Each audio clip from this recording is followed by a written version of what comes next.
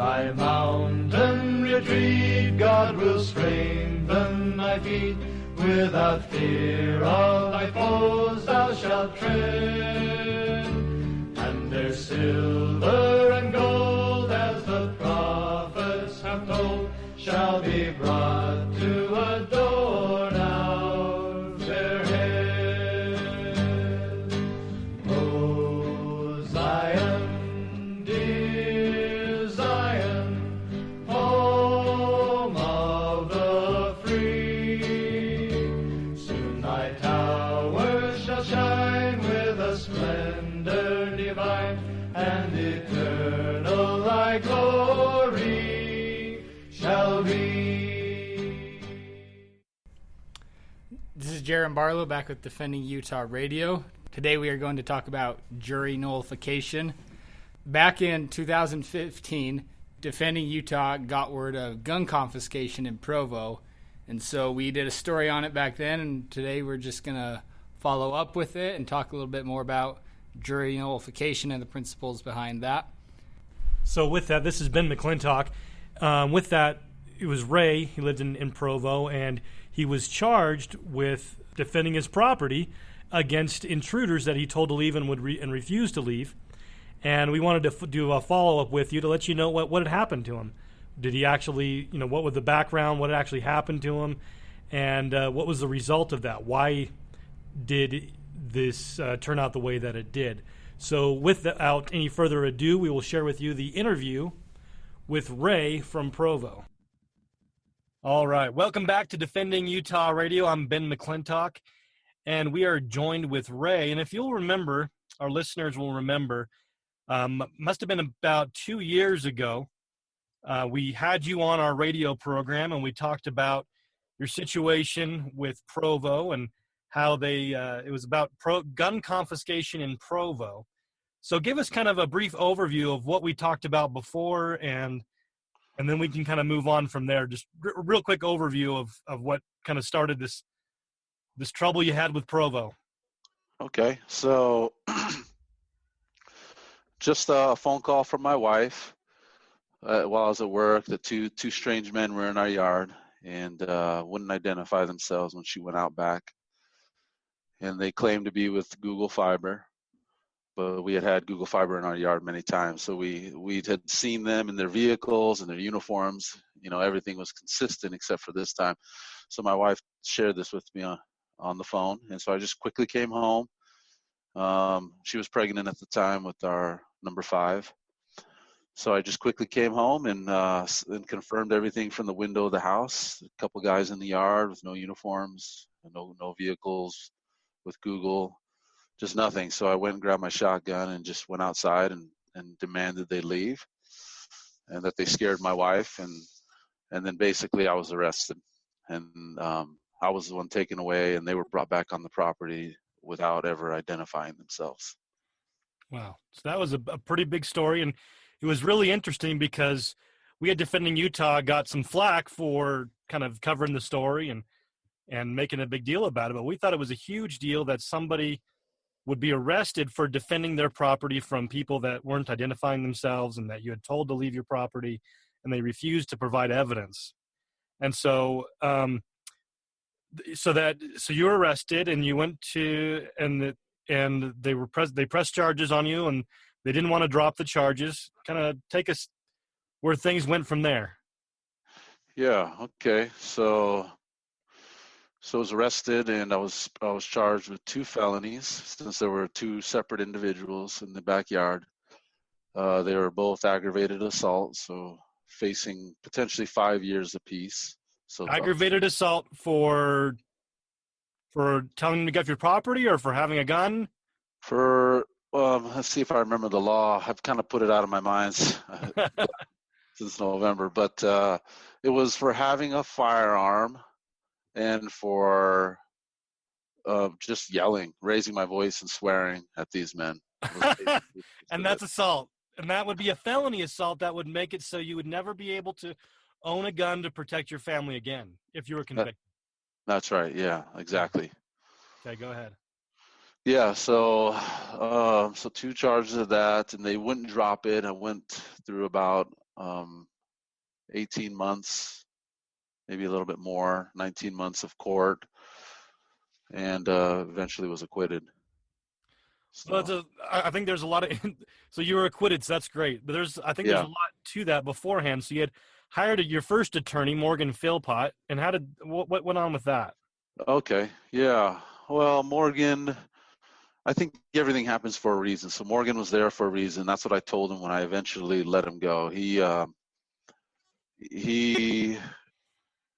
just in private conversations, and again, I don't know his motives. I'm not going to try to get into his head here, but Right. Yeah. he basically told me that I didn't have a chance. I have what do they say, a popsicle's chance in hell of winning this thing.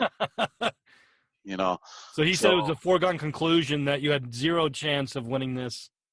yeah, based on my funds too. He was basing that on the funds that I had available to me, which wasn't much. And so he was based on the amount of money I was able to pay him to represent me. He said, which was not very much, but he said even a $50,000 defense wouldn't save you. You're up a creek. And so I eventually the timeline So is more. it really wasn't about the money. He felt that you had zero chances, even 50 grand. He felt there was no chance of you winning. Yeah, exactly. And so that was disheartening for me and my wife because we really felt completely different about this. And so I had a friend of mine that also saw this this kind of GoFundMe thing I had online. He's an attorney. His name was Bryce. So Bryce got involved for free. Absolutely no fee for him. He just knows me personally and wanted to help. So he jumped on as a co-attorney, I guess, or a joint attorney with Morgan, and Morgan was okay with that. And he was very optimistic initially, very optimistic. But he said the comments he was getting on his Facebook when he would repost my fundraiser to help pay attorney fees, he said that the comments he was getting wasn't very positive by his Utah friends and connections on Facebook.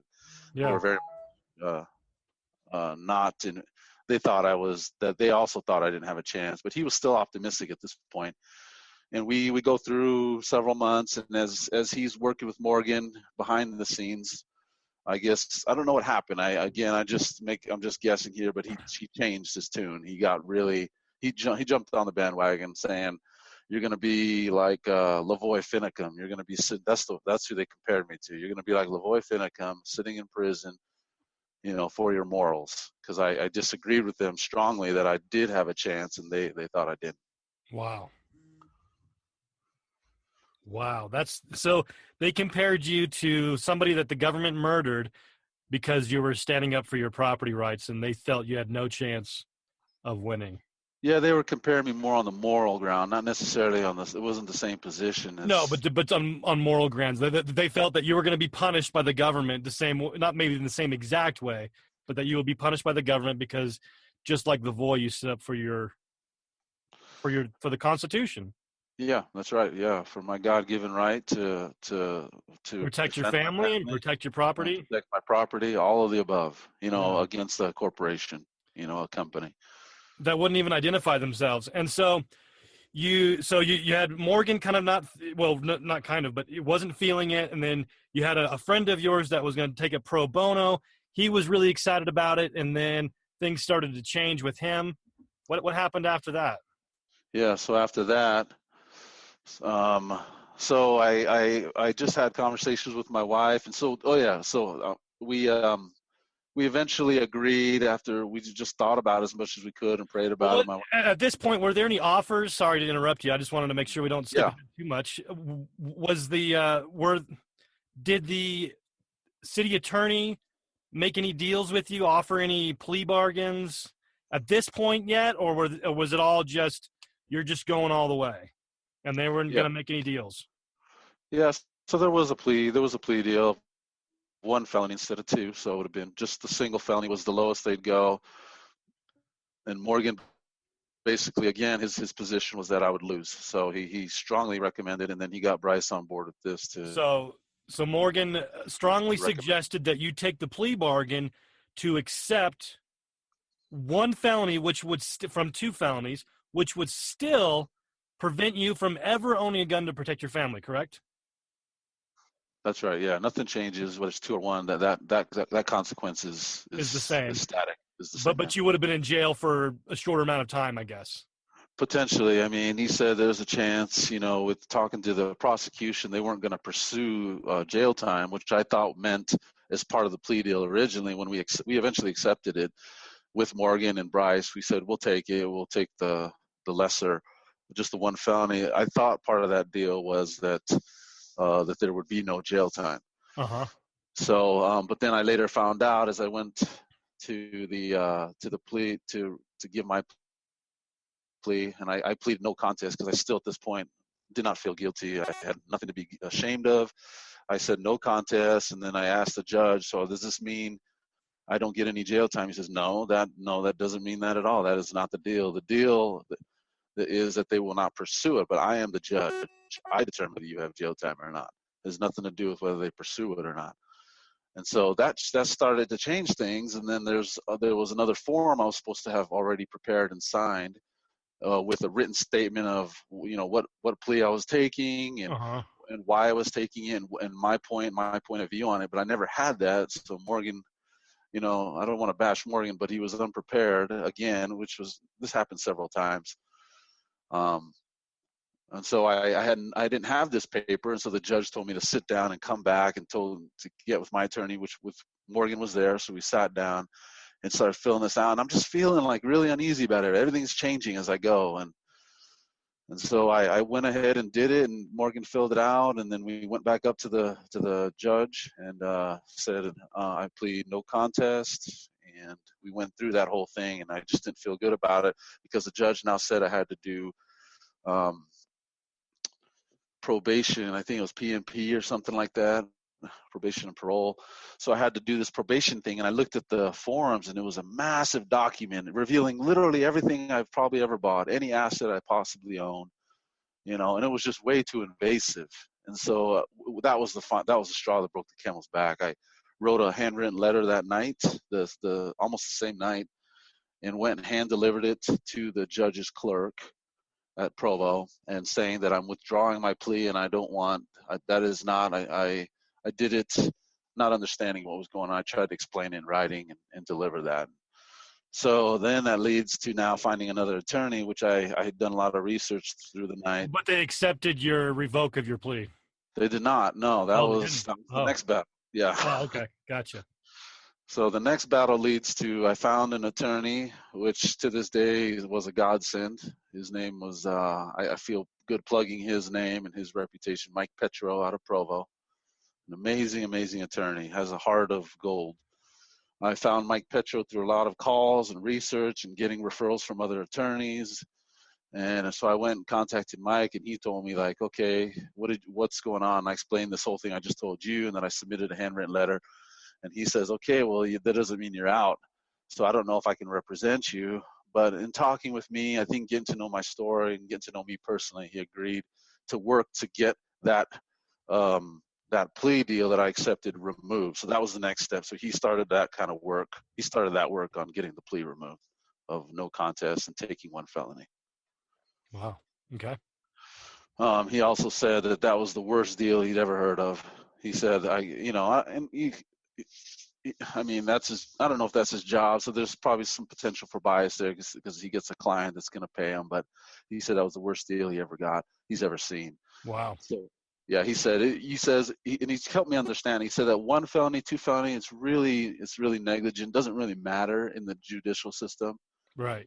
It's more of a way to scare people, I guess, but he says if they're only going to give you one, it's better you just go all the way. Let's just take this all the way to the jury, and I'll do my very best for you, and I can't promise anything, and that's what he did. So he took the case, and he was able to. How did he get the plea revoked? So the plea was revoked through multiple appearances in court, and working with Bryce, who he tried very hard. He got to know Bryce and found out that Brett Bryce was doing it for nothing. So I guess in the lawyer world, if you get fired, it's a taint on your reputation. Oh. So he was trying his best. Mike was trying his best to help, especially Brett out, who was doing it at no cost, to not hurt him. And I didn't want to hurt either of them either. Even Philpott, even though I didn't agree with him at all. Right. I wasn't trying to be vengeful or hurt them. I just wanted the next person who was meant to be in my life at this time to take the case further, and so anyway, so he worked with them first to try to work some out the judge. It just took a few hearings. I don't know what they did behind closed doors, but they had conversations, and eventually the judge granted the remove my plea. And the judge tried to, because I didn't show up for the probation meeting, which was supposed to take place within a week of the plea acceptance. I was supposed to go meet with the probation officer and all this. Because I didn't do that, the judge was trying to pursue, trying not to let go of the plea or something. Anyway, I'm confusing everything here. It was just a big mess of things together. It's kind of hard to put it all in the right when you're not a lawyer. Order. Yeah, and you don't really understand everything. You don't see everything when you have a representation. You don't get all the details. So right. Okay. But so then I have Mike Petro. Once we got that officially off the books, it was like starting from scratch. So he's just a brilliant attorney. He knows, he's been doing this for so long. He got a private investigator to go and to investigate the neighborhood, canvass the neighborhood, which brought up a witness that I had, which I already knew about, but it had kind of become a hostile witness, not intentionally. He was just trying to be honest, but the way that they were spinning it, his testimony with the prosecution Provo was doing, the way they were spinning it was not to my benefit. So now it became someone that wasn't helping me, at least according to what Morgan and them had found out before I fired them. They had found out that now my witness, my neighbor, they had taken it somehow and twisted it to make it hurt me instead of help me. So now everything is just looking kind of grim and gloomy. And but Mike Petro got a private investigator who was an old sheriff for Provo, for Utah County, who used to work for them, but now does a freelance private investigator. He got him to go get a testimony, a written testimony and a recorded testimony, both from my neighbor, and it turned out to be just it discredited. And they brought him onto the stand too, which was interesting. And Corey, my neighbor, came and just told them, no, I didn't say that at all. They tried to say that Corey said that I leveled the gun from my eye, and Corey said, no, I said that's what he did not do. He never leveled the gun up here. He might have pointed it in their direction, but it was more of a down at your waist kind of posture and not leveling the gun like you would normally do with a shotgun. So the whole court case was crazy. There's so many details I've kind of forgot about, but just kind of reliving it. So many miracles that happened. It was, I don't know if you want me to go into it, but that's... Yeah, please. Let's talk about those miracles. So, I mean, since I was the defendant, I was able to watch and witness every testimony. My wife, who was also present, was a witness, but she wasn't able to come in until she was summoned by the judge to come and give her testimony.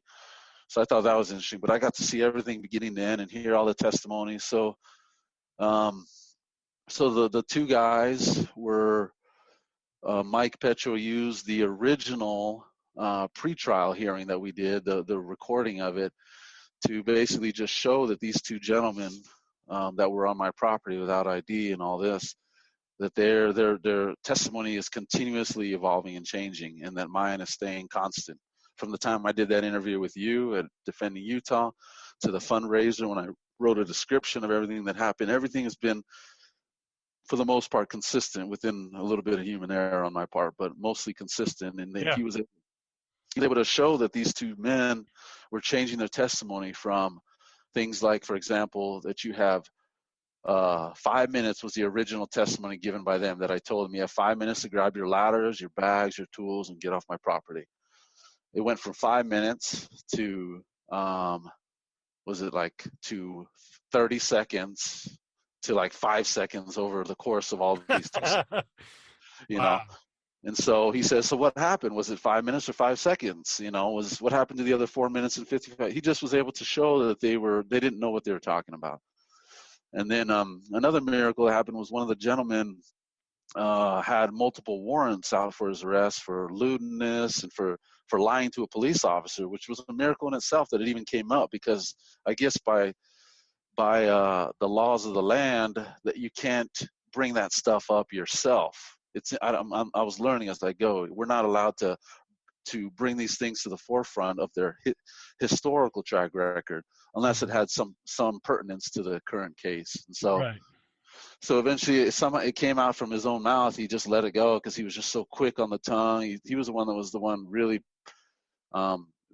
fighting me. He was on the ladder in the backyard. He was the one really resisting me to leave my property, real mouthy with me, and and told me to shoot him, and all this stuff came out in the testimony that he said, go ahead and shoot me, and and obviously I didn't, but anyway, I'm all over the place. Wow. But he came, so that stuff came out, and he brought it out himself. Was the miracle that I'm trying to talk about. Yeah, that I totally. He brought it up, and so it became admissible, and so we were able to dig into it with my attorney and really talk about it. And then another thing came out, which was also became admissible because of that first mistake. That anyway, there's just he had a list of, as long as I'm 6 feet tall as my body, a list of just things that he had been involved in criminally. So he was able to show. Now that witness has no, you can't trust him. So it wasn't a credible witness. Plus, it also added to the strength of your argument that you've got this unmarked vehicle with these people without badges to identify them that won't leave your property when you ask them to, and they've got this huge criminal record, and they're on your property and they won't leave. I think that really adds to your story as well, and to the legitimacy of you being able to defend your property against such individuals. Yeah, exactly. So, and it was just the cross-examination. My attorney, when I was the last witness. I didn't have to. I guess I'm not required by law to testify against myself. Right. But Mike asked me to, and I said I'd love to do that. He says it'd be good for the jurors to have you testify. So he basically explained to the jury that Mr. Keller doesn't have to testify against himself, but he has chosen to. And I want you to pay attention to what he says and what his wife has said. And so he really got into the hearts of the jurors, and they listened. And I just went up and gave my testimony, and they did this double team thing where they had a lady to cross-examine me with a sweet voice and really nice, and they had a man cross-examine my wife. They had this double team thing, and so wow, she comes up and just asked her questions, and I answered truthfully. That was probably one of the coolest miracles, that I was able to be very calm and answer questions and not be a rough witness to her, but it was just very calm. So everything she asked me, I was able to answer truthfully. And the jurors, she was getting so frustrated, the prosecutor, that she started constantly asking 2 or 3 questions at a time, and not waiting for my answers. And so the juror, because she was trying to get to somewhere that I wasn't going with her. She was trying to get to, and so 2 or 3 at a time, and my attorney, Mike, would just object and say, compounding questions, objection, Your Honor, he hasn't answered, let him answer the questions one by one. And she's like, Mr. Kelly, you knew they were Googled, didn't you? Didn't you, Mr.? You know they were. And I was like, you can't force me to know something. I did not know, and I did not know. They could have been Google, but they also could have been someone that might have hurt my family, my wife and kids. And so, she kept trying to lead me somewhere, and right. I was getting very frustrated, and it took like 45 minutes to an hour, basically asking me the same questions over and over. Trying to ask you different ways to try and trip you up or something. Kind of like her witnesses did. Exactly. Yeah, just try to approach it from a different angle, but it was just the answers were very clear in my mind, and my confidence was up, and then I was able to testify on my own behalf. Wow. In a good way. So that's awesome. So you go through the testimony of yourself and of the witnesses, as well as the people that were on your property, and you're in this jury trial. Did you have any idea, like, what did you get any reactions out of the jury? Did you have any idea of what they were thinking? Yeah, I mean, I was watching them when the other people were testifying. I've been doing this for almost 2 years now. I've just about heard everything, so I was just kind of watching their reactions, and no, they were. I'll admit, you have moments of faith and you have lack of faith at times. You're like, oh no, things are going south. You just, you're kind of yo-yoing in and out of your own your faith and your confidence in the jury system. But they were stone cold pretty much. They were just really paying attention, doing their very best to pay attention to the details and take notes.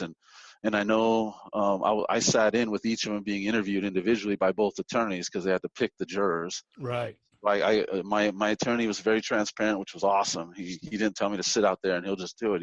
He said, you can come in if you want, sit right next to me and see what you think of these jurors. So we went through them. So I got to know some of these people, and they have young kids, and they were going to be gone for 3-4 days straight. And and young mom, and just one that I didn't think would side with me at all, just because she was really, she really thought gun laws, or that there should be much more stronger gun laws, maybe even anti-Second Amendment. No one should have the right to own certain types of. She was really that type of person. Okay. So that was scary watching her, but yeah. So they went through that, and I cried at one point, which is it felt really good though. I'm not going to lie. I was sitting there, and Mike Petro, he's doing his final, he does the closing statement, and he's just leaning against the podium and just talking to the jurors. It was just a beautiful thing, and he was talking about his own ancestry and his family and where they grew up and with gun control laws over there. And he was getting emotional talking about his mom. And then at the end, he just said, and that's what made me bawl, I'll never forget it. He just says, I think Ray Keller wants to go home. And then, then that's when I broke. That's when I got all emotional. And that was the only time I got emotional, but that's the only emotion I really saw in the room, was just really myself. Well, I can imagine.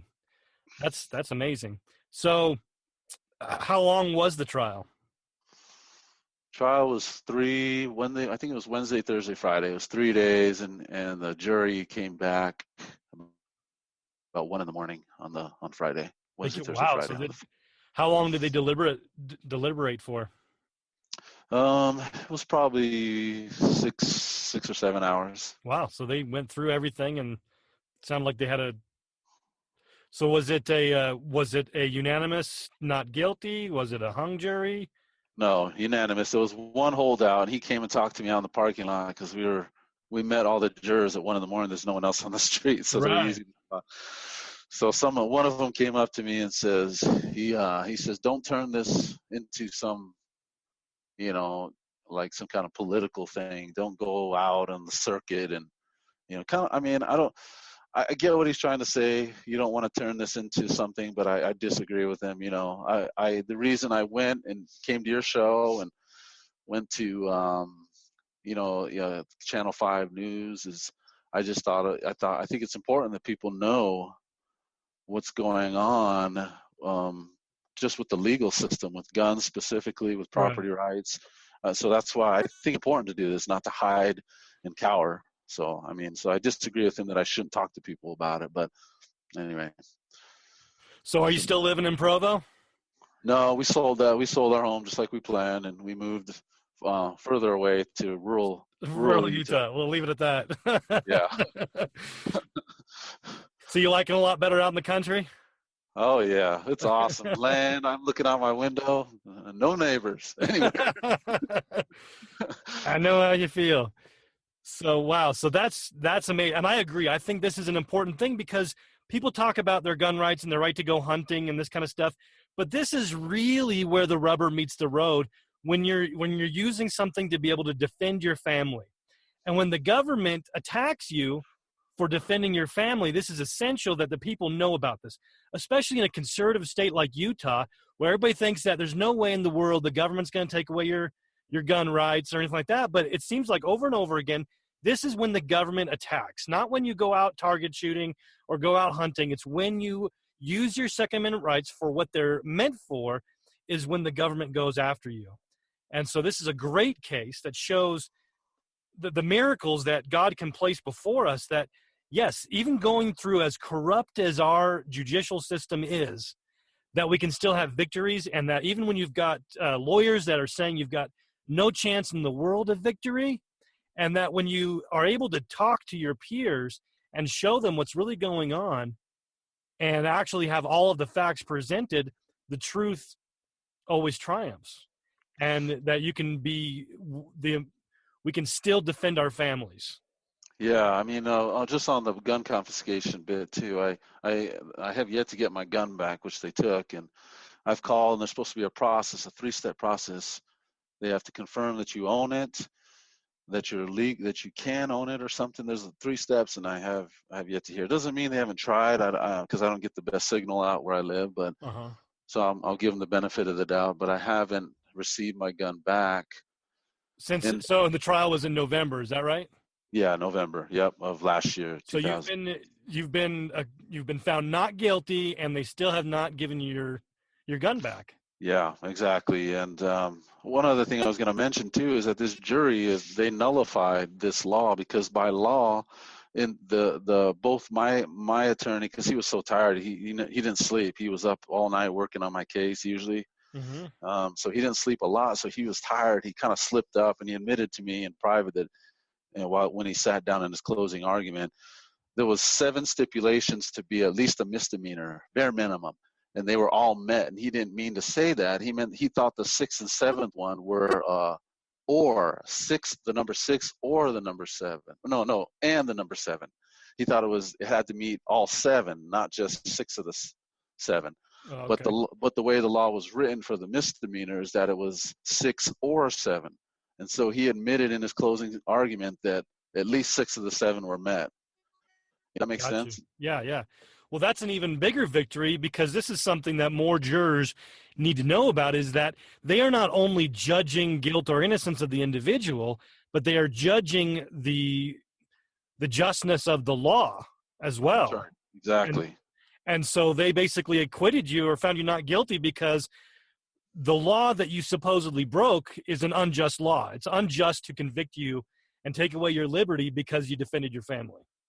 At least, yeah, based on the current consequences, it definitely didn't match. I think they saw that the up to 10 years for what we did. Anyway, I think they saw that the consequence didn't match the crime. The punishment didn't match the crime. Right. So they were able to nullify that law, which was neat. So that's another thing, is that when people, you had everybody going against you. We had people going against us for promoting this story, that nullification is a real thing, and that when you actually stand up for defending liberty, these are the solutions that are out there, and that these are real solutions on the state and on the jury level and on an individual level. So that's really good news. Yeah.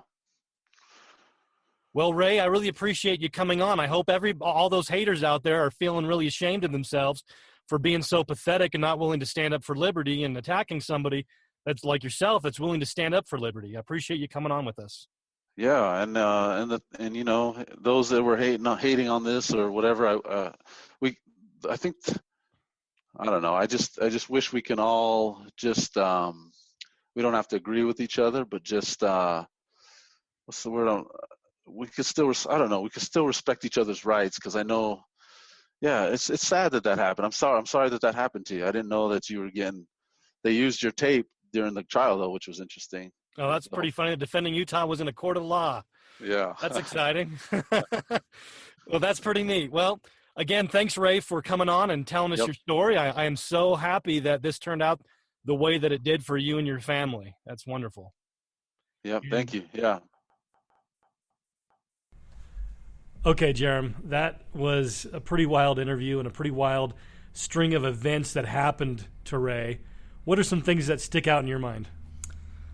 Well, first of all, I didn't like how the attorney at first, it seems like pretty much the whole time, his attorney wasn't even on his side. He was just telling him to just plea instead of actually trying to get the not guilty vote, I guess you would say. Like actually represent his client. Yeah, that's what he's getting paid for. Another thing that stood out to me was that one of the guys that was in his backyard, turns out he had a criminal history, like a pretty lengthy criminal history. So Ray had reason to do what he did in the first place. Beyond having unmarked people, unidentified people leaving his yard because they're trespassing, there's actual proved out that there would be a reason why you would want to make sure you had those kind of, the people that you allow on your property are people that you know. Right. Yep. That's really, maybe out of self-interest, I found it really interesting how this really vindicated defending Utah for backing up Ray and his story, because it shows that this principle of jury nullification too. Ray was obviously in the right, so much so that a jury of his peers that actually had some hand-picking going on by the prosecution still found him not guilty, not because they didn't think he didn't break the law, but because the law was wrong. I think it's also interesting that after the whole trial, he said that one of the jury members was like pretty anti-gun, anti-Second Amendment, but even she went to the effort to vote him not guilty. So, so even it was so blatant. So those people that were giving defending Utah a hard time, it was so blatant. Even an anti-gunner used jury nullification to get him off. And so that's a lot of different. And what was really interesting too is what a role that the organization defending Utah played. That the interview that we did with Ray was played in the courtroom. And that really was a part of what led to the nullification of the charges. And when you think about it, like it was Ray at that time, but in the future, that could be any one of us. We could be sitting there in Ray's seat, hoping that we're not get sent to jail for something that we didn't do. Well, for defending our own family. Yeah. The whole thing that the Second Amendment is meant for is what he did, and then that's when you get in trouble. That could be any one of us. And so this is something that we should all learn from, and learn that if we ever are in that situation, there is still hope and that we can actually get off without going to jail or anything like that. And it's not to get people off that are harming others. It's the reason why that's a legitimate legal theory and legal practice is because a lot of times laws are immoral. And so it's important that the jury not only has the opportunity to understand what the law is, but to be able to judge the right or wrongness of the law in the case. And so if we think, a lot of times people will say, well, the Supreme Court ruled that this is unconstitutional. But why would a judge be given a more authority than a jury deciding a case as much as, so this is a perfect example of people applying the law, not only the oligarchs and the elite in the judges' outfits, but the people that are called as jurors have that right as well, as much as individuals do as well. Yeah, and I feel like you always hear how the people are in charge, how through whatever Congress or state legislatures do, still the people are the ones in charge. And we can use that power oftentimes by voting, but an even more powerful way we can use that is through the jury. Because at that time, the jury members, they are the most powerful people in the courtroom. They're the most powerful people almost in the country, you could say at that time, being able to choose whether or not this person goes to jail or not. In that instance, they are. Hopefully we get a good sheriff that would prevent them from actually going to jail in the first place. Yeah. But once it gets to that point, that's a good point. Is it the jury nullification? And a lot of times people think, oh, that's just sovereign citizen crazy talk. That's not real legal theory. That can't actually be done. This is a real-life case that happened not in the 1800s or the 1700s or in the early 1900s. This happened, jury nullification, in Provo, Utah in late 2016. That's pretty huge. Yeah, there was also, not to go off topic, but a group of, it's called the Camden 28. And so back in 1970, during the Vietnam War, there's a group of 28 anti-war people. And so they were trying to figure out a way to break into the government building to destroy all the draft cards. Then all of a sudden, out of nowhere, comes this guy who wants to join them. And he just happens to be, we find out that he's an FBI agent. And so after they plan on going into this government building. They get busted, and then they go to trial for it. And in the trial, we learn that he was an FBI agent, that there's all these reasons they did this, about how anti-moral and anti-constitution the whole war was. And so with all these different factors, all 28 of the people were voted not guilty by the jury. And so it just goes to show that jury nullification happened all the way back in the 1700s, it happened in the 1800s, in the 1900s, and it's even happening now. Even now, right here in Utah. And what's interesting is it was in John Curtis's Provo, Utah.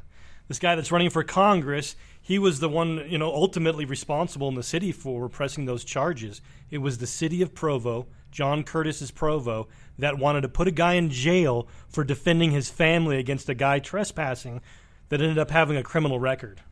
So that's something that people should be aware of as well.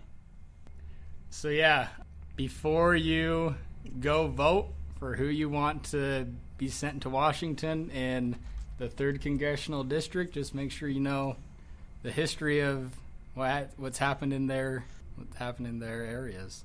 Not only knowing what's going on, that was kind of an afterthought, but the fact that jury nullification's real. So as a juror, if you get that jury card, you know what you can do? It might be, sometimes we like to avoid it. You know what? Show up for jury duty. So that way, if there's somebody being charged with an illegal crime, you can nullify that law.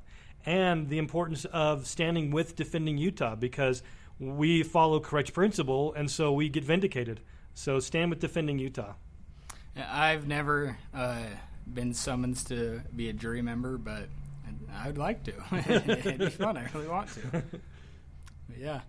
This is Jaron Barlow and Ben McClintock with Defending Utah Radio.